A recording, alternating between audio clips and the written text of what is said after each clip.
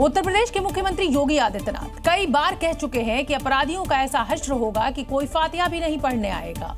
जी हां, और जनवरी के पहले हफ्ते में ही उत्तर प्रदेश पुलिस ने 1 लाख के इनामी आजम खान को ऊपर पहुंचा दिया। पुलिस ने अपराधी एनकाउंटर करके ये साबित कर दिया कि योगी हमेशा सच बोलते हैं। क्योंकि एक्शन से पहले योगी बार बार अपराधियों को वार्निंग देते हैं और अगर चेतावनी को अनदेखा किया तो फिर स्ट्रेचर पर पड़े आजम खान और तालिब जैसा हश्र होगा। अपराधियों और माफियाओं के खिलाफ कार्रवाई कैसे होनी चाहिए, आज उदाहरण उत्तर प्रदेश का लोग देते हैं। सीएम उदाहरण इसीलिए देते हैं क्योंकि योगी फोर्स कोई भी काम अधूरा नहीं छोड़ती। सुल्तानपुर में लखीमपुर खीरी के लखटकिया इनामी बदमाश का ऐसा इलाज किया कि उसे अब कभी इलाज की जरूरत नहीं पड़ेगी। अपराधी आजम पर लूट, हत्या, रेप जैसे 18 मुकदमे दर्ज थे। आजम को पकड़ने के लिए पुलिस ने जाल बिछाया था। अपराधी द्वारा पुलिस पार्टी के ऊपर फायरिंग की गई। आत्मरक्षार्थ जवाबी कार्रवाई में पुलिस बल द्वारा भी फायरिंग की गई, जिसमें उक्त बदमाश गोली लगने से घायल हुआ, जिसके बाद उसे अस्पताल में लाया गया जहां उसकी मौत हो गई। मैसेज साफ है कि फातिहा ना पढ़वाना हो तो अपराध छोड़ दो। उत्तर प्रदेश में साइबर अपराध को जड़ से मिटाने के लिए मुख्यमंत्री योगी आदित्यनाथ ने प्रण ले लिया है। अब शहर शहर साइबर क्राइम करने वालों के खिलाफ योगी के साइबर कमांडोज स्ट्राइक करेंगे और इन साइबर कमांडोज को एसपीजी और एनएसजी कमांडोज की तरह ट्रेन किया गया है। साइबर अपराधियों के खिलाफ इस डिजिटल जंग में साइबर कमांडो को हाईटेक टेक्निक और टूल्स से लैस किया जा रहा है ताकि साइबर ठगों के नेटवर्क को पूरी तरह से नेस्तनाबूद किया जा सके। ये cyber commando advance software, digital forensic tools, data analytics system और रियल टाइम मॉनिटरिंग के जरिए साइबर ठगों का गेम पूरी तरह से ओवर कर देंगे। सीएम योगी के साइबर कमांडो की विशेष टीम में 15 पुलिसकर्मी शामिल है जिन्हें स्पेशल ट्रेनिंग दी गई है, जो ऑनलाइन ठगी, फिशिंग, डेटा चोरी, डिजिटल ब्लैकमेलिंग और साइबर अटैक करने वालों के नेटवर्क पर स्ट्राइक करेंगे। तो वहीं सीएम योगी ने साइबर अटैक से सतर्क करने के लिए प्रदेशवासियों को विशेष चिट्ठी भी लिखी है, जिसे योगी की पाती नाम दिया गया है। कुल मिलाकर कहा जाए तो उत्तर प्रदेश में साइबर अपराधियों की अब उल्टी गिनती शुरू हो गई है। 2020 के दिल्ली दंगों के आरोपी शर्जील इमाम और उमर खालिद को सुप्रीम कोर्ट से आज तगड़ा झटका लगा है। कोर्ट ने दोनों की जमानत याचिका को खारिज कर दिया है। हालांकि बाकी 5 आरोपियों को सशर्त जमानत दी गई है और इस दौरान कोर्ट की एक टिप्पणी आरोपियों के समर्थकों के मुंह पर तमाशे की तरह लगी है। कोर्ट ने सुनवाई के दौरान कहा, साजिश का सबूत है इसलिए वो जेल में है। आज की सुनवाई में कोर्ट ने उमर खालिद और शर्जील इमाम को जमानत देने से इनकार कर दिया। साथ ही अगले 1 साल तक इस मामले में जमानत याचिका दाखिल करने पर भी रोक लगा दी है। जबकि गुलफिशा फातिमा, मिरान हैदर, शिफाउर रहमान, मोहम्मद सलीम खान और शादाब अहमद को 12 शर्तों के साथ जमानत दे दी है। दिल्ली में फरवरी 2020 में हिंसा भड़की थी। 53 लोगों की मौत हुई थी, 250 से ज्यादा लोग घायल हुए थे। इस फैसले पर गिरिराज सिंह ने कहा, शर्जील इमाम ने, उमर खालिद ने, ये लोग वही काम किया, चिकन नेक को काट देश के प्रति घृणा पैदा करना। इस फैसले से देश विरोधी ताकतों को कड़ा संदेश गया है। दिल्ली विधानसभा के शीतकालीन सत्र की शुरुआत आज हंगामे और सियासी शोर शराबे के बीच हुई। जी हां, सत्र के पहले ही दिन प्रदूषण के मुद्दे पर सत्ता पक्ष और विपक्ष आमने सामने आ गए। जहां मुख्यमंत्री रेखा गुप्ता ने सहयोग की अपील की तो वहीं आम आदमी पार्टी ने सरकार को घेरते हुए जोरदार प्रदर्शन किया। सत्र शुरू होते ही सियासी पारा चढ़ गया। एलजी के संबोधन के दौरान ही आम आदमी पार्टी के विधायकों ने प्रदूषण को लेकर सदन में हंगामा शुरू कर दिया। विपक्ष मास्क लगाकर पहुंचा और सरकार पर आरोप लगाए। दिल्ली में लोगों का जीना मुश्किल हो रहा है, लेकिन दिल्ली सरकार क्या कर रही है? AQI मॉनिटर्स को मैनिपुलेट कर रही है, ग्राफ को सही तरीके से नहीं लगा रही है। वहीं मुख्यमंत्री रेखा गुप्ता ने विपक्ष के हमले का जवाब बखूबी दिया। पॉल्यूशन जैसा विषय जिसमें सरकार ने स्वयं से होकर के चर्चा पे आमंत्रण दिया है और सभी विधायक इसमें सार्थक रूप में अपनी भूमिका निभाएं और दिल्ली को बेहतर समाधान देने के लिए हम सब काम करें। अब देखना होगा कि 8 जनवरी तक चलने वाला ये सत्र दिल्ली की दमघोटू हवा पर कोई ठोस समाधान देगा या सियासी टकराव की भेंट चढ़ जाएगा। और बात पते की मैं इस समय की बड़ी खबर बता दें, यूट्यूबर अनुराग द्विवेदी पर ईडी ने शिकंजा कसा है। अनुराग द्विवेदी की लग्जरी कारें जब्त की गई हैं। मनी लॉन्ड्रिंग केस में ईडी की ये कार्रवाई हुई है। ईडी ने कई ठिकानों पर छापेमारी की थी। सिलीगुड़ी से चल रहा था ये सट्टा पैनल, पहले भी ईडी कर चुकी है छापेमारी। यूट्यूबर अनुराग को लेकर अब ईडी ने शिकंजा कसा है। मनी लॉन्ड्रिंग केस में ईडी ने ये बड़ा एक्शन लिया है। अनुराग द्विवेदी की 2 लग्जरी कारों को भी जब्त कर लिया गया है। मुख्यमंत्री योगी आदित्यनाथ के दिल्ली दौरे पर पहुंचते ही उत्तर प्रदेश की सियासत में एक बार फिर हलचल तेज हो गई और अटकलें एक बार फिर योगी कैबिनेट के विस्तार पर जाकर टिक गई। बीते दिनों पंकज चौधरी की मौजूदगी में कोर कमेटी की बैठक भी हो चुकी है और अब योगी आदित्यनाथ ने प्रधानमंत्री मोदी से भी मुलाकात कर ली है, जिसका सीधा सा मतलब निकाला जा रहा है कैबिनेट में शामिल होने वाले संभावित चेहरों के नाम पर सहमति लेना। पूर्व प्रदेश अध्यक्ष Bhupendra Chaudhary, MLC Mahendra Singh, MLC Ashok Kataria, MLC Govind Narayan का नाम लगभग फाइनल है, तो वहीं कुदरकी से विधायक रामवीर सिंह, मांट से विधायक राजेश चौधरी और नोएडा से विधायक पंकज सिंह भी इस दौड़ में शामिल है। पीएम आवास पर सीएम योगी और पीएम मोदी की ये मुलाकात तकरीबन 55 मिनट तक चली है। इस दौरान कैबिनेट विस्तार के साथ ही प्रदेश के विकास कार्यों की प्रगति, साथ ही आगामी चुनाव पर चर्चा हुई। योगी ने पीएम के साथ जेपी नड्डा और कई केंद्रीय मंत्रियों से मुलाकात की। इन दौरों से ये बात तो साफ हो गई है कि खरमास यानी कि 15 जनवरी से पहले अंतिम नाम फाइनल कर दिए जाएंगे और उसके बाद योगी कैबिनेट का आकार और स्वरूप दोनों ही बदल जाएगा। बीएमसी के दंगल में ताल ठोक रहे एआईएमआईएम के अध्यक्ष असदुद्दीन ओवैसी ने फिर वही किया जिसके लिए वो जाने जाते हैं। अकोला में चुनाव प्रचार के लिए पहुंचे ओवैसी ने मुस्लिम कार्ड खेलते हुए देवेंद्र फडणवीस पर आरोप लगाया कि उनकी सरकार मुसलमानों से नफरत करती है। ओवैसी ने कहा कि फडणवीस सरकार नफरत वाली राजनीति करती है, मुस्लिमों के साथ भेदभाव करती है, यहाँ तक कि मुस्लिमों को बर्थ डेथ सर्टिफिकेट तक नहीं देती। समझ में नहीं आता आखिर कैसी सोच के लोग रखते हैं कि आप एक समुदाय से इतनी नफरत करते हैं कि उनका जन्म दाखला नहीं देते, उनका मृत्यु दाखला नहीं देते। ओवैसी की पार्टी एआईएमआईएम ने बीएमसी चुनावों में कम से कम 50 सीटों पर चुनाव लड़ने का ऐलान किया। ओवैसी ने ऐसी सीटों पर अपने उम्मीदवार उतारे हैं जहां मुस्लिम आबादी ज्यादा है, इसलिए जीत की सीढ़ी चढ़ने के लिए नफरत वाली राजनीति को अपना सियासी हथियार बना रहे हैं। अब देखना होगा कि इस आरोप का देवा भाऊ क्या जवाब देते हैं। बांग्लादेश में हिंदुओं पर हो रही हिंसा पर आवाज उठाने वालों को अब बांग्लादेश के कट्टरपंथी धमकी देने लगे हैं। इन ताकतों ने हमें भी धमकी दी है क्योंकि जी मीडिया ने अत्याचार और दमन की खबरों को पुरजोर तरीके से दिखाया है, सवाल पूछे हैं। ये धमकी बीजेपी नेता संगीत सोम को भी मिली है। उनके इसी बयान पर हिंदुओं का कत्लेआम किया जा रहा है, हिंदुओं को चुन चुन कर घर में घुसकर कत्ल किया जा रहा है और जी मीडिया को अत्याचार की खबरें दिखाने पर बांग्लादेशी कट्टरपंथियों ने मैसेज और फोन कर धमकी दी है, जिसे लेकर हमने संगीत सोम से बात की, जिन्होंने मामले में शिकायत दर्ज करा दी है। इन कट्टरपंथियों का इलाज क्या है?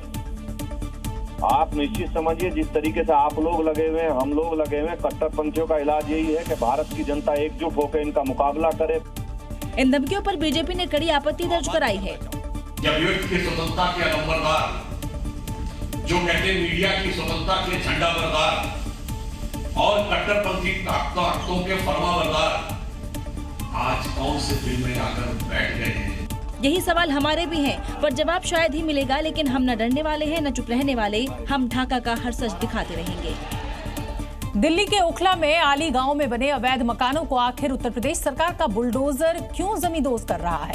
दरअसल उत्तर प्रदेश सिंचाई विभाग की 8.48 एकड़ जमीन पर इन्होंने कब्जा कर लिया है। घर बना लिए गए थे, मामला कोर्ट तक पहुंचा और उसके बाद इन मकानों को सील कर दिया गया था। उन सील 313 मकानों को एक एक करके योगी बुलडोजर रौंदता हुआ आगे बढ़ गया। एक साथ 3 बुलडोजर और पोकलेन मशीनों से कब्जा की गई जमीन को अतिक्रमण मुक्त कराया गया।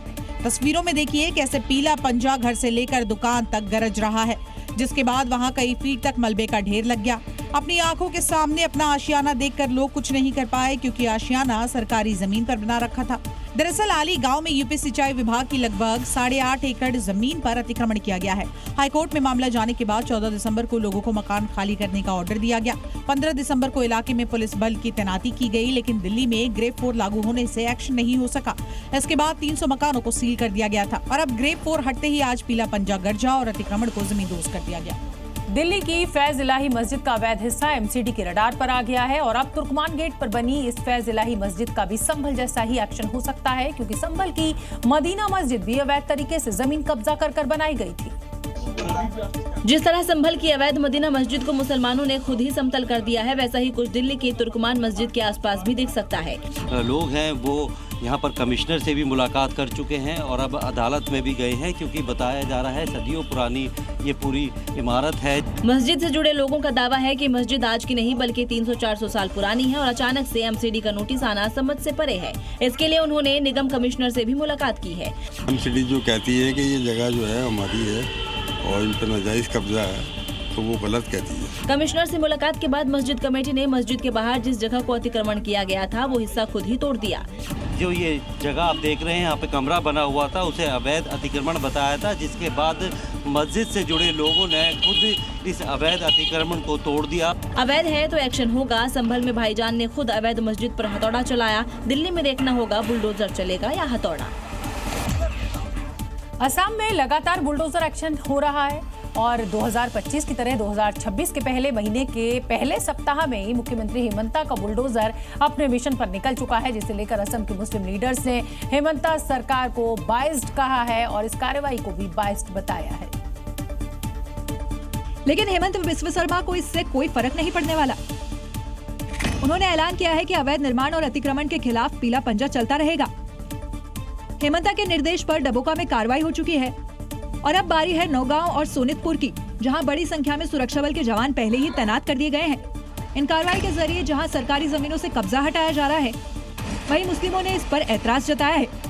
खास तौर पर चूर चूर के सिर्फ मुसलमानों पर ही हो रहा है। ऐसा भी मंजर देखने को मिला है कि मनिया के 400 फैमिली है, वहाँ में 50 फैमिली नॉन मुस्लिम है, उनको एविक्शन नहीं किया गया।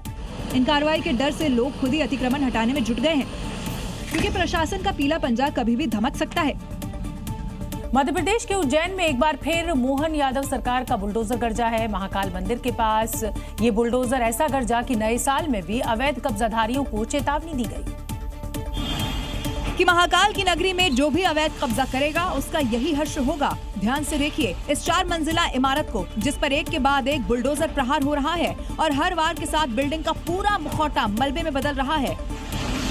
ये बिल्डिंग महाकाल मंदिर के पास बना एक होटल है, जो अवैध रूप से कब्जाई जमीन पर बनाया जा रहा था। बुलडोजर एक्शन से पहले नगर निगम की तरफ से नोटिस दिया गया था, कोर्ट ने निर्माण रोकने का आदेश दिया था, लेकिन जब मालिक नहीं माना तो मोहन सरकार का बुलडोजर गरज उठा। देखते ही देखते पूरी बिल्डिंग धाराशायी कर दी।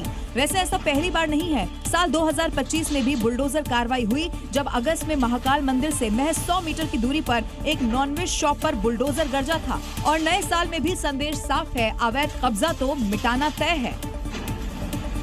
दिल्ली में ट्रिपल मर्डर से सनसनी। इस समय की बड़ी खबर, लक्ष्मी नगर इलाके में ये ट्रिपल मर्डर हुआ है। यहाँ बेटे ने अपनी ही माँ को, अपने भाई और अपनी बहन को मौत के घाट उतार दिया और हत्या के बाद खुद फिर ये आरोपी थाने पहुंच गया। इलाके में सनसनी। इस ट्रिपल मर्डर के बाद तमाम पुलिस के जो आला अधिकारी हैं वो मौके पर पहुंचे हैं। हालांकि खुद ही लक्ष्मी नगर में ट्रिपल सरेंडर करने के बाद ये लड़का थाने पहुंच गया था। आरोपी ने अपनी मां, अपने भाई और अपनी बहन की हत्या कर दी। वजह क्या रही ये अभी खुलासा नहीं हुआ है। नेपाल एक बार फिर विद्रोह के मुहाने पर खड़ा हो गया है। जेन जी प्रोटेस्ट के बाद सत्ता बदली तो लगा कि अब माहौल यहां शांत है, लेकिन इसके बाद भी देश के कई हिस्सों में छिटपुट हिंसा की खबरें हमें लगातार मिल रही हैं। अब नेपाल का धनुषा धरना प्रदर्शनों की आग में झुलस रहा है। ये नेपाल की ताजा तस्वीरें हैं। वीरगंज की सड़कों पर इस बार हिंदुवादी संगठन उतरे और जमकर नारेबाजी की, जबकि इससे पहले इन्हीं सड़कों पर मुस्लिम समुदाय ने आगजनी की और जमकर बवाल काटा। मस्जिद में तोड़फोड़ की खबरों को लेकर मुस्लिम समुदाय ने शहर को आसमान पर उठा लिया, जिसके विरोध में हिंदुवादी संगठनों ने मोर्चा खोल दिया और इन प्रदर्शनों के खिलाफ प्रदर्शन का ऐलान कर दिया, जिसे देखते हुए यहाँ निषेधाज्ञा लगा दिया गया। बावजूद इसके हिंदुवादी संगठन ने धरना प्रदर्शन शुरू कर दिया, जो हाथापाई और झड़प में तब्दील हो गई। लेकिन जल्द ही सुरक्षा बलों ने हालात पर काबू पा लिया। अब सड़कों पर सुरक्षा बलों का पहरा है, जिन्होंने फ्लैग मार्च कर उपद्रवियों को चेतावनी दे दी है। अमेरिका के मैरीलैंड से एक दिल दहला देने वाली घटना सामने आई है। यहाँ कोलंबिया के एक अपार्टमेंट में भारतीय महिला निकिता गोडीशाला का शव बरामद किया गया। निकिता की हत्या चाकू मारकर की गई और इस मामले में मुख्य संदिग्ध निकिता का एक्स बॉयफ्रेंड अर्जुन शर्मा निकला। चौंकाने वाली बात यह है कि आरोपी हत्या के बाद पुलिस को गुमराह कर भारत फरार हो गया, जिसके खिलाफ 1st डिग्री और 2nd डिग्री मर्डर का वारंट जारी किया गया है। आरोपी अर्जुन शर्मा ने खुद 2 जनवरी को पुलिस से कांटेक्ट कर कहा कि उसने निकिता को नए साल की पहली शाम के बाद से नहीं देखा है और तुरंत अर्जुन ने भारत के लिए फ्लाइट पकड़ ली। पुलिस ने अर्जुन के घर की तलाशी ली तो वहां निकिता का शव मिला। फॉरेंसिक रिपोर्ट के मुताबिक हत्या 31 दिसंबर की शाम करीब 7 बजे के आसपास की गई थी। अब जल्दी उसके खिलाफ रेड नोटिस जारी करने के लिए इंटरपोल से संपर्क किया जाएगा, ताकि उसे गिरफ्तार कर अमेरिका प्रत्यर्पित किया जा सके। अब देखना होगा कि निकिता को न्याय कब मिलेगा। निकिता एक हेल्थ केयर प्रोफेशनल थी। मैरीलैंड में रह रही थी। भारत में जेएनयू से फार्मेसी की डिग्री हासिल की। यूएमबीसी से हेल्थ इंफॉर्मेशन टेक्नोलॉजी में मास्टर्स किया। क्लिनिकल रिसर्च और डेटा एनालिटिक्स थी। उत्तर प्रदेश में योगी सरकार ने अब जाम से निपटने के लिए एक बड़ा प्लान बनाया है। बड़े बड़े शहरों में आउटर रिंग रोड बनाकर सड़कों का जाल अब बिछाया जाएगा। यूपी में शहर शहर जाम की दिक्कत जल्द दूर होने वाली है और ऐसा हम इसलिए कह रहे हैं क्योंकि सीएम योगी ने प्रदेश को जाम मुक्त बनाने के लिए विजन 2047 तैयार कर लिया है, जिसके तहत यूपी में सड़कों का जाल बिछाने की तैयारी शुरू हो गई है। 2047 तक विजन को पूरा करने की तैयारी है। इस प्रोजेक्ट के तहत बड़े शहरों में आउटर रिंग रोड बनेगी। सड़कों को जाम मुक्त करने के लिए यूपी सरकार 6124 करोड़ रुपए खर्च करेगी। और सीएम योगी आदित्यनाथ ने अपने ड्रीम प्रोजेक्ट गंगा एक्सप्रेसवे को लेकर डेडलाइन भी जारी कर दी है। योगी ने निर्देश दिए हैं कि दिसंबर तक हर हाल में गंगा एक्सप्रेसवे का काम पूरा करने के लक्ष्य के साथ काम की स्पीड को तेज किया जाए। गंगा एक्सप्रेसवे से पश्चिमी और पूर्वी यूपी के बीच बेहतर कनेक्टिविटी बन सकेगी। योगी सरकार ने उत्तर प्रदेश के युवाओं को एक बड़ा तोहफा दिया है। पुलिस भर्ती को लेकर ऐसा फैसला लिया गया है जिससे लाखों युवाओं का सपना एक बार फिर से जिंदा हो गया है। अब सिपाही बनने की चाह रखने वाले युवाओं को ज्यादा वक्त, ज्यादा मौका मिलेंगे। उत्तर प्रदेश को विकास और सुरक्षा की नई ऊंचाइयों तक ले जाने वाले मुख्यमंत्री योगी आदित्यनाथ ने युवाओं से किया अपना वादा एक बार फिर से निभाया है। योगी सरकार का मानना है कि देश के सबसे बड़े प्रदेश की पुलिस सबसे ज्यादा सक्षम, मजबूत और आधुनिक होनी चाहिए और योगी फोर्स की रोज की कार्रवाई सोच को जमीन पर उतारती भी दिख रही है। अब उत्तर प्रदेश के युवाओं के लिए बड़ा फैसला लिया गया है।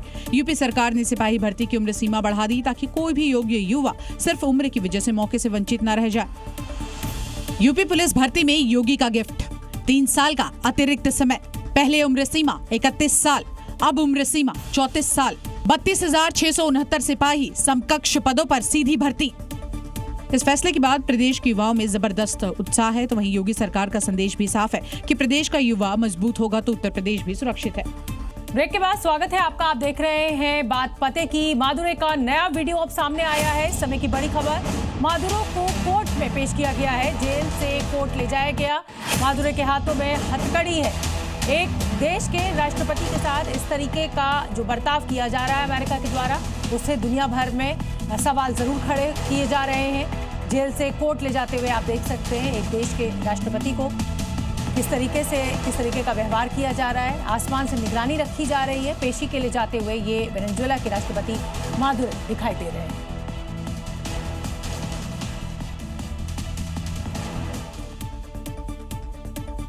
अगली खबर का रुख करेंगे। वेनेजुएला के खिलाफ एयर स्ट्राइक और प्रेसिडेंट को पकड़कर डोनाल्ड ट्रंप खुद को शक्तिशाली बताने की कोशिश में लगे हैं और अब वेनेजुएला के बाद उनकी नजर कोलंबिया पर भी है। लेकिन ट्रंप के इन इशारों पर कोलंबिया के राष्ट्रपति ने भी सुपर पावर अमेरिका को चैलेंज किया है, जो जंग की ओर साफ इशारा है।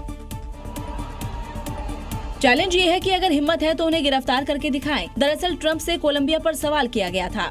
अमेरिका और कोलंबिया में पहले से तनाव है और जब ट्रंप ने कार्रवाई पर बयान दिया तो कोलंबियाई राष्ट्रपति पेट्रो ने उन्हें ओपन चैलेंज दे दिया। ट्रंप के निशाने पर लैटिन अमेरिका देश है जिनमें क्यूबा भी है, जिस पर ट्रंप ने कहा है कि वहां सरकार खुद गिर जाएगी। लेकिन ट्रंप की धमकियों के बाद क्यूबा ने तैयारी शुरू कर दी है। क्यूबा ने एयर डिफेंस सिस्टम को एक्टिव कर लिया है और मुंहतोड़ जवाब देने की तैयारी कर ली है। ईरान में खामेनेई शासन की तख्तापलट को लेकर जनता सड़कों पर है। हालांकि उनकी आवाज दबाने के लिए खामेनेई हर तरीका आजमा रहे हैं। ईरान के हालात पर अमेरिकी राष्ट्रपति डोनाल्ड ट्रंप भी नजर बनाए हुए हैं। ट्रंप ने खामेनेई को मादुरो जैसा हाल करने वाली चेतावनी भी दी है। अगर ईरान में प्रदर्शनकारियों के खिलाफ खामेनेई दमनकारी नीति अपनाएंगे तो डोनाल्ड ट्रंप उन्हें छोड़ने वाले नहीं हैं, क्योंकि ट्रंप ने धमकी देते हुए कहा कि ईरान में अगर प्रदर्शनकारियों पर गोली चलाई गई तो खामेनेई का हाल वैसा ही होगा जैसा मादुरो का हुआ है। ट्रंप की चेतावनी से साफ है कि ईरान में प्रदर्शनकारियों को मारा गया तो ट्रंप उन्हें बचाने के लिए फिर से सैन्य अभियान शुरू कर सकते हैं, जैसा पिछले साल जून में उन्होंने ईरान के परमाणु अभियान के खिलाफ ऑपरेशन मिडनाइट हैमर चलाया था और B-2 बॉम्बर्स और पनडुब्बियों से बम वर्षा की थी। मियां मुनीर भले ही सेना के सबसे ऊंचे ओहदे पर पहुंच गए हैं, लेकिन बलूचों के साथ ही सिंध में लगी आग को बुझा पाना उनके वश की बात नहीं। तालिबान और TTP के लड़ाके पाकिस्तानी सैनिकों को जब तक घुड़की देते रहते हैं, अब पश्तूनों ने भी मोर्चा खोल दिया है। इसे पाक सेना के सुप्रीम कमांडर को दी जा रही खुली चुनौती नहीं तो क्या माना जाए। खैबर पख्तूनख्वा से गुजर रही सड़क पर पश्तूनों ने ईंट पत्थर बिछा दिया है।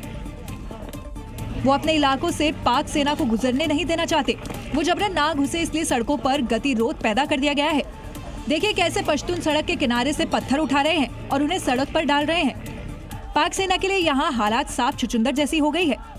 बलूचिस्तान में, सिंध में और अब खैबर पख्तूनख्वा में यहाँ लोग पूरी तरह से बगावत के मूड में आ गए हैं। देखिए कैसे एक साथ इकट्ठा होकर पाक सेना के आने का इंतजार कर रहे हैं। पाक सेना का चक्का जाम करने का ये पश्तून मॉडल दुनिया भर में वायरल हो रहा है। उत्तर प्रदेश के संभल में उत्तर प्रदेश पुलिस ने बिजली चोरी करने वालों पर स्ट्राइक की है। बिजली चोरों के खिलाफ खुद डीएम डॉक्टर राजेंद्र पेंसिया और एसपी कृष्ण कुमार बिश्नोई सड़कों पर उतरे हैं और अपनी टीम के साथ उन इलाकों में रेड की जहां से बिजली चोरी की लगातार शिकायतें मिल रही थी।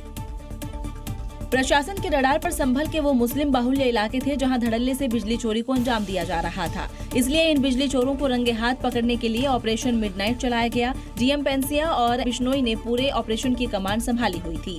हर घर जाकर यहाँ पर लगातार लाइव रेड चल रहा है जहाँ पर बिजली चोरी के मामले सामने आए थे। सबसे बड़ी बात है कि इन इलाकों में 51% के करीब बिजली लॉस की शिकायतें मिली थी। प्रशासन के साथ टीमें बिजली चोरी के खिलाफ इस ऑपरेशन में लगी हुई थी, जिन्होंने घर घर गली गली जाकर बिजली कनेक्शनों की जांच की। जहां भी अवैध केबल कटिया और सीधे मेन लाइन से जुड़ी सप्लाई मिली, उनके खिलाफ फौरन एक्शन लिया गया। काफी चोरी पकड़ी गई, लेकिन एक दो जगह ऐसी है जहां पर 50-60 घरों को एक साथ बिजली की सप्लाई हो रही थी। एक तरह से मिनी बिजली घर बनाया हुआ था। 1.5 साल पहले इसी तरह का बिजली चेकिंग अभियान चलाया गया था, जिसमें कई मस्जिदों और मदरसों में बिजली चोरी पकड़ी गई थी। उत्तर प्रदेश के प्रयागराज में सनातन का मिनी महाकुंभ का आज तीसरा दिन है। आस्था की डुबकी लगाने के लिए सनातनी यहां एकत्रित हो रहे हैं। मुख्यमंत्री योगी आदित्यनाथ खुद निर्देश दे चुके हैं कि मेले के दौरान किसी भी प्रकार की कोई दिक्कत किसी भक्त को ना हो। वहीं पूरे मेला क्षेत्र को योगी के धुरंधरों ने घेर भी लिया है।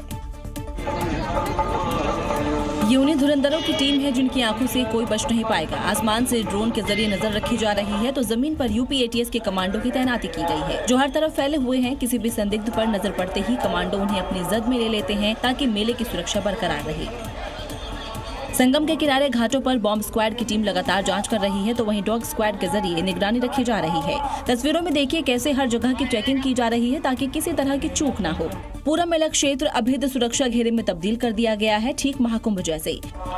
44 दिनों तक चलने वाले इस मेले के पहले ही दिन रिकॉर्ड 30 लाख से ज्यादा लोगों ने आस्था की डुबकी लगाई थी।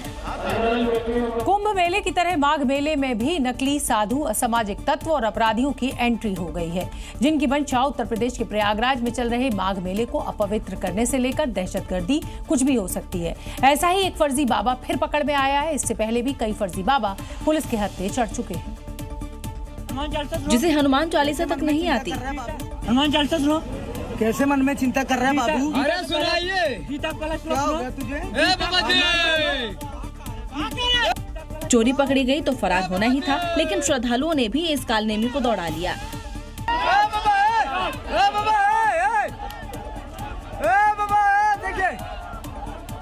देखिए ये तस्वीर, देखिए कौन सा बाबा है। हालांकि ये बाबा भाग नहीं सका और पुलिस के हत्थे जा चढ़ा। भगवा पहने, रुद्राक्ष धारण किए और हाथों में कमंडल लेकर ऐसे कई धूर्त मेले में घूम रहे हैं। इन कालनेमियों से आपको अलर्ट रहना होगा। उत्तर प्रदेश में इन दिनों कड़ाके वाली ठंड पड़ रही है। आलम यह है कि पारा शिमला और मनाली जैसे हिल स्टेशन से भी नीचे चला गया है। सर्द हवाएं चलने से लोग यहां बेहाल हैं। प्रदेश के 50 जिलों में कोहरे का टॉर्चर भी है। विजिबिलिटी शून्य होने के चलते कई ट्रेन लेट भी हो रही है। उत्तर प्रदेश में पहाड़ों जैसी कपा देने वाली ठंड पड़ रही है। ठंडी हवाओं ने गलन बढ़ा दी है। पिछले 24 घंटे के दौरान पारा सीजन में पहली बार 2.4 डिग्री सेल्सियस रिकॉर्ड किया गया, जो शिमला और मनाली से भी कम है। शिमला में न्यूनतम तापमान 2 डिग्री सेल्सियस से 7 डिग्री सेल्सियस के बीच बना हुआ है, जबकि उत्तर प्रदेश की बात करें तो इटावा में न्यूनतम तापमान 2.4 डिग्री सेल्सियस रिकॉर्ड किया गया। इसके अलावा बहराइच में पारा 3.0 डिग्री सेल्सियस, कानपुर में 3.2, तो गोरखपुर में 5.0, सुल्तानपुर में 5.4 और आजमगढ़ में 5.6 डिग्री सेल्सियस न्यूनतम तापमान पहुंच गया है। सर्द हवाओं ने लोगों को बेहाल कर दिया है। ठंड से बचने के लिए लोग अलाव का सहारा ले रहे हैं। कोहरे की वजह से 100 से ज्यादा ट्रेनें लेट हैं। 5 से ज्यादा फ्लाइट कैंसिल हुई हैं। कई फ्लाइट देर से भी उड़ान भर रही है। राजस्थान के टोंक में उस समय सनसनी फैल गई जब जमीन के नीचे छिपे एक रहस्य ने पूरे गांव को हिलाकर रख दिया। देवरी गांव में 15 फीट नीचे एक रहस्यमयी देग मिली है, जिस पर लोग खजाना सोचकर टूट पड़े। मौके पर मौजूद पुलिस ने भीड़ को तितर-बितर किया। दरअसल यहाँ चारागाह भूमि पर गुलाब की पत्तियां और गीली मिट्टी देखकर ग्रामीणों को शक हुआ कि जमीन के नीचे कुछ छिपा। पहले आशंका जताई जा रही थी कि शायद कोई शव दफनाया गया है। लेकिन फिर जेसीबी मशीन से खुदाई शुरू हुई। तकरीबन 15 फीट नीचे पहुंचते ही मिट्टी के अंदर से एक बड़ी देगनुमा चीज दिखाई दी। बस फिर क्या था, देग को देखते ही ग्रामीणों की भीड़ यहाँ उमड़ पड़ी और हर कोई इसे खजाना मानकर मौके पर पहुंच गया। मौके पर पुलिस भी मौजूद थी, इसलिए हालात बेकाबू होते देख तुरंत भीड़ को हटाकर देगनुमा वस्तु को जब्त किया गया। इस देग के अंदर से सोने की ईंट मिली है। लेकिन अब सवाल यह है कि क्या वाकई जमीन के नीचे कोई खजाना छिपाया गया था या रहस्य। सोने चांदी के भाव रोज नए रिकॉर्ड बना रहे हैं और इसी चांदी को लूटने के लिए उत्तर प्रदेश के हापुड़ में होड़ मच गई। दरअसल एक हाईवे पर एक ट्रक पलटने के बाद सड़क पर बिखरी धातु को उठाने के लिए लोग जान जोखिम में डालने से भी नहीं चूके। बीच हाईवे गाड़ियां दौड़ रही है, लेकिन किसी को उसकी कोई परवाह नहीं है, बल्कि सबका मकसद एक ही है कि किसी भी तरह से सड़क पर बिखरी हुई धातु को ज्यादा से ज्यादा लूट लिया जाए। वीडियो में देखिए कैसे महिला हो या पुरुष पूरे हाईवे पर सिर्फ जमीन से धातु उठाते लोग दिखाई दे रहे हैं। बढ़िया बहुत। क्या मिला है आपको? ये पड़ी ये चांदी है। अरे भैया क्या चुग रहे हो आप? ये मेरे भाई चांदी है। चांदी है। जो चीज लोग यहाँ उठा रहे वो चांदी है भी कि नहीं, इसका किसी को भी नहीं पता। किसी ने बस ये कह दिया कि चांदी है। फिर क्या था, वहाँ से गुजर रहा हर व्यक्ति वहाँ पर रुककर थोड़ी चांदी इकट्ठा करने लग गया। आखिर चांदी की कीमत जो आसमान छू रही है। बताया जा रहा है कि एक ट्रक दिल्ली लखनऊ हाईवे से होते हुए दिल्ली जा रहा था और उसी ट्रक के कुछ धातु हाईवे पर गिर गए, जिसके बाद चांदी गिरने की अफवाह फैल गई और उसके बाद लोगों में इसको लूटने की होड़ मची। बात पते की मैं इस समय की एक बड़ी खबर आपको बता दें, फतेहपुर में बजरंग दल ने हंगामा किया है। गोकशी की खबर पर यह हंगामा हुआ है। हुसैनगंज इलाके में बजरंग दल ने प्रदर्शन किया है। गोवंश का कटा सिर मिलने पर यह पूरा का पूरा हंगामा यहां खड़ा हुआ है। हुसैनगंज इलाके में बजरंग दल का हल्ला बोल, गोकशी की खबर मिलने के बाद ये यहां पर प्रदर्शन। गोवंश का कटा हुआ सिर मिला था और उसके बाद फतेहपुर में बजरंग दल ने हंगामा किया। उत्तर प्रदेश के हापुड़ में फायरिंग कर दहशत मचाने वाले 3 बदमाशों का उत्तर प्रदेश पुलिस ने ऐसा इलाज किया कि इनकी सारी दबंगई छूमंतर हो गई। जेल में इनकी ऐसी खातिरदारी हुई कि आगे से ऐसी बदमाशी न करने की कस्में खा रहे हैं।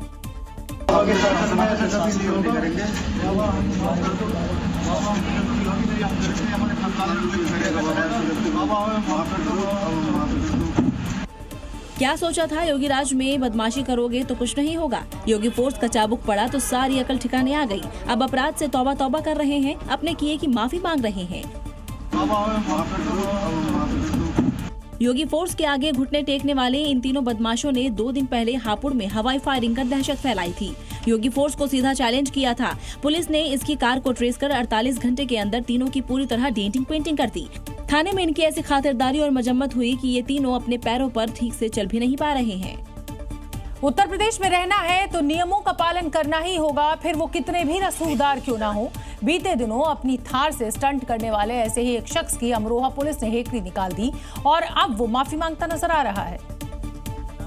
ये योगी की पुलिस है जिसके आगे अच्छे भी हाथ जोड़े नजर आते हैं। बीते दिनों अमरोहा में एक थार से स्टंट करने का वीडियो वायरल हुआ था, जिसमें स्टंट करने वाले और स्टंट का वीडियो बनाने वाले पुलिस को खुलेआम चुनौती देते नजर आए। एक तो सड़क पर स्टंट, ऊपर से पुलिस से मजाक। बस फिर क्या था, योगी फोर्स ने स्टंट करने वाली थार को ढूंढ निकाला और इसके बाद हुआ इलाज। पहले चालान काटी गई, फिर मंगवाई गई माफी। मेरे से गलती हो गई है, आगे से चल के ऐसे कुछ नहीं होगा। अब मुझे जो भी नियम है वो पालन करूंगा। ये वीडियो संदेश है यूपी के उन सभी स्टंटबाजों के लिए जो अपनी पावर से पुलिस को कम आंकने की हिमाकत करते हैं। मध्य प्रदेश के विदिशा में हत्या के मामले ने पूरे इलाके में सनसनी फैला दी। वारदात के बाद लोगों का गुस्सा सड़कों पर फूट पड़ा, तो वहीं पुलिस ने सख्त संदेश देने के लिए आरोपियों का जुलूस भी निकाला। ये वही आरोपी है जिन्होंने विदिशा के इंद्रप्रस्थ कॉलोनी में 3 जनवरी को शुभम चौबे की हत्या की थी। हाथों पर पुलिस का शिकंजा है और अब ये अपराध से तौबा करते नजर आ रहे हैं।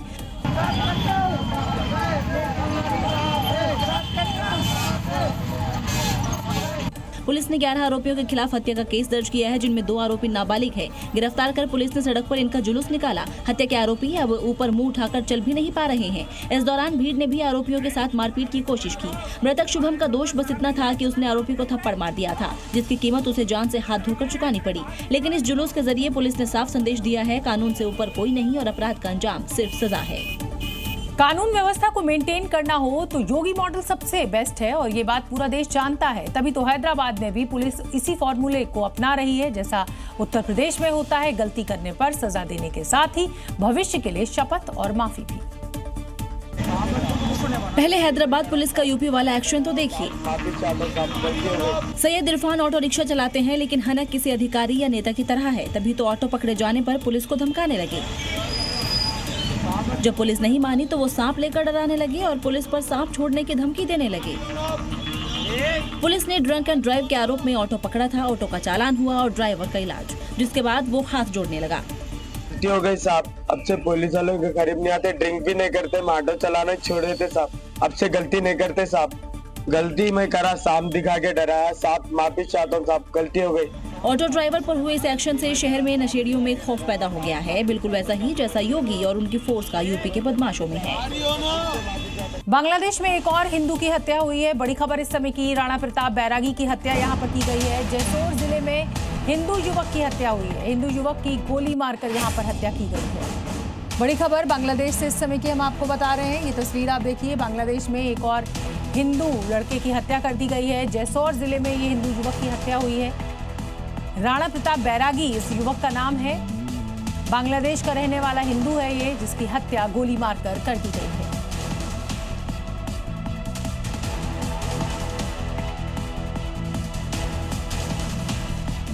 बांग्लादेश में एक और हिंदू के ऊपर हमला बोला गया है, हत्या कर दी गई है। गोली मारकर बैरागी नाम के युवक की हत्या हुई है। ये तस्वीर हम आपको दिखा रहे हैं। उत्तर प्रदेश के अलग अलग शहरों ने तेंदुओं की दहशत देखी है। जंगली जानवर लगातार जंगलों से निकलकर रिहायशी इलाकों में घुस रहे हैं और इसके बाद लोगों में खौफ का माहौल पैदा हो गया है। आलम यह है कि लोग रात ही नहीं बल्कि दिन में भी घरों से बाहर निकलने से डर रहे हैं। वहीं पुलिस और वन विभाग भी तेंदुओं को पकड़ने में नाकाम साबित हो रही है। दहशत उत्तर प्रदेश के 3 शहरों मेरठ, हापुड़ और आगरा में फैली हुई है। जानकारी लगने के बाद अब वन विभाग तेंदुओं को पकड़ने की कोशिश में लगा हुआ है। ताजनगरी आगरा में गढ़ी जस्सा गांव में तेंदुए की मौजूदगी की खबर के बाद पूरे गांव में खौफ का माहौल है। पुलिस और वन विभाग की टीम ने जानकारी लगते ही गांव में कॉम्बिंग ऑपरेशन चलाया। साथ ही तेंदुए को पकड़ने के लिए पिंजरा भी लगाया, लेकिन कामयाबी नहीं मिल पाई है। इधर मेरठ में कैंट में भी तेंदुए की आमद के बाद लोग डरे हुए हैं। शिकार के बाद वन विभाग की टीम तेंदुए की तलाश में जुटी है। तेंदुए के पंजों के निशान और दूसरे चिन्हों के आधार पर उसके रुड़की की तरफ जाने की जानकारी लगी है, जिसके बाद वन विभाग ने लोगों को अलर्ट रहने के लिए कहा है। हालांकि हापुड़ में वन विभाग को सफलता मिली है। कल्याणपुर में जिस तेंदुए ने आतंक मचा रखा था, उसे फुट ट्रैप केज के जरिए पकड़ा है। तेंदुए के पकड़ाने के बाद ग्रामीणों ने राहत की सांस ली है, लेकिन वन विभाग ने अभी भी सावधानी बरतने की अपील की है। इस समय की बड़ी खबर बता दें, सवाई माधोपुर में शावक की चहलकदमी देखी गई है। रणथंभौर फोर्ट पार्किंग में ये शावक दिखा है। पर्यटकों ने कैमरे में कैद किया है ये नजारा। रणथंभौर फोर्ट में एक शावक दिखाई दिया है, पार्किंग में ये शावक दिखा है और देखिए लोगों ने अपने कैमरे में इसको कैद किया है। हर एक के हाथ में फोन है और आजकल तो कुछ भी दिखे तो फौरन फोन का कैमरा ऑन हो जाता है। और देखिए रणथंभौर फोर्ट की पार्किंग एरिया में ये शावक दिखा है। पर्यटकों के लिए एक रोमांच भर देने वाली तस्वीर है। रणथंभौर किले में इस तस्वीर को पर्यटकों ने अपने फोन के कैमरे में कैद किया है। ये देखिए किस तरीके से ये शावक यहाँ चहलकदमी कर रहा है।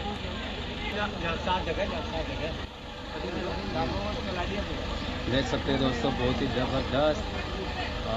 ये देखिए सेल्फी भी लेते हुए यहाँ पर लोग दिखाई दे रहे हैं। बहुत ही जबरदस्त। झांसी में अगर आप बुर्का या दुपट्टे से मुंह ढककर ज्वेलरी शॉप जाएंगे ज्वेलरी खरीदने के लिए, तो फिर आपको ज्वेलरी मिलेगी नहीं। ऐसा इसलिए क्योंकि ज्वेलर्स एसोसिएशन ने बुर्के और घूंघट को बैन कर दिया है और साफ कह दिया है कि सामान लेना है तो चेहरा खुला रखकर ही आना होगा।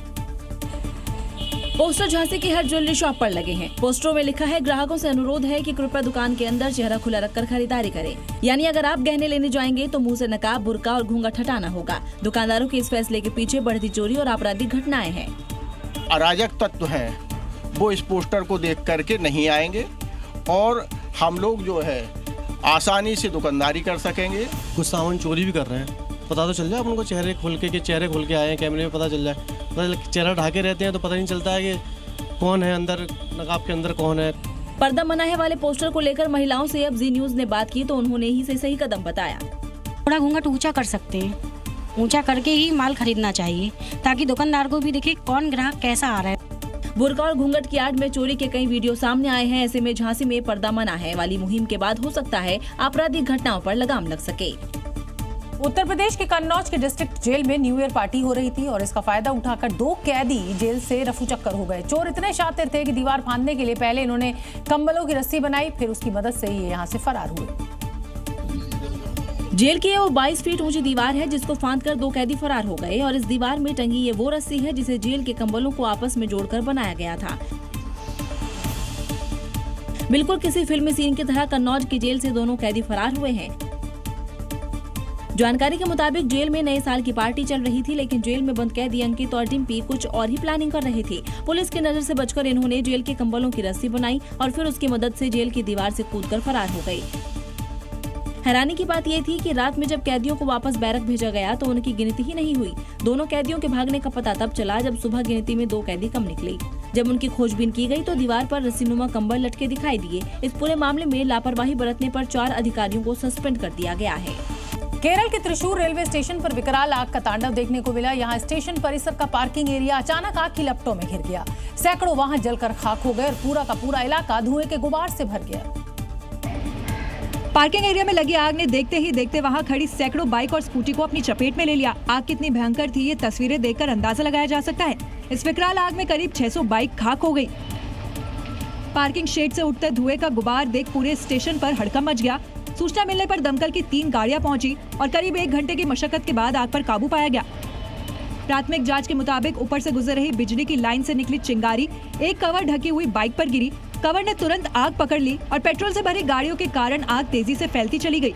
इस भीषण आग में टिन की चादरों से बना पूरा पार्किंग शेड बुरी तरह से क्षतिग्रस्त हो गया। हालांकि गनीमत रही कि आग रेलवे स्टेशन तक नहीं फैली। आंध्र प्रदेश के श्रीकाकुलम सोमपेटा रेलवे स्टेशन पर उस समय अफरा तफरी मच गई जब भुवनेश्वर तिरुपति सुपरफास्ट एक्सप्रेस पर एक युवक ने ऐसा स्टंट किया कि यात्रियों की सांसें अटक गईं। ट्रेन प्लेटफॉर्म पर खड़ी थी, तभी अचानक युवक सीधा बोगी की छत पर जा चढ़ा। ऊपर 25,000 वोल्ट की हाई टेंशन लाइन, नीचे सैकड़ों यात्री और बीच में ये युवक हाथ में पत्थर लिए छत पर बैठा। ऐसा लग रहा था मानो मौत से आंख में चोली खेल रहा हो। और नीचे आ जा तभी तो मिलेगा। लोगों ने नीचे उतरने को कहा, लेकिन जनाब तो उल्टा ट्रेन की छत पर इधर उधर दौड़ने लगे। काफी देर तक ट्रेन रुकी रही। आखिरकार एक कर्मचारी ने हिम्मत दिखाई और ट्रेन की छत पर चढ़ गया। युवक ने उसे पत्थर मारने का डर दिखाया, लेकिन यात्री ने युवक को पहले तो कई थप्पड़ मारे, फिर नीचे धकेल दिया। जैसे ही युवक नीचे गिरा तो रेलवे की हाई वोल्टेज लाइन पर यात्रियों का हाई वोल्टेज गुस्सा फूट पड़ा। युवक की जमकर धुनाई कर दी और रेलवे सुरक्षा बल के हवाले कर दिया।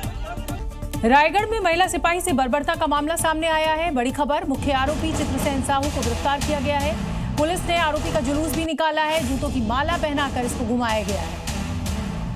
रायगढ़ में महिला सिपाही से बर्बरता की गई थी और उसी मामले में मुख्य आरोपी चित्रसेन साहू को गिरफ्तार कर लिया गया है। आरोपी का जुलूस निकाला गया है। देखिए किस तरीके से चप्पलों की माला पहनाकर इसका जुलूस निकाला जा रहा है। पर सवाल यहाँ पर यह भी खड़ा होता है कि क्या हमारा कानून इस तरीके की सजा की इजाजत देता है?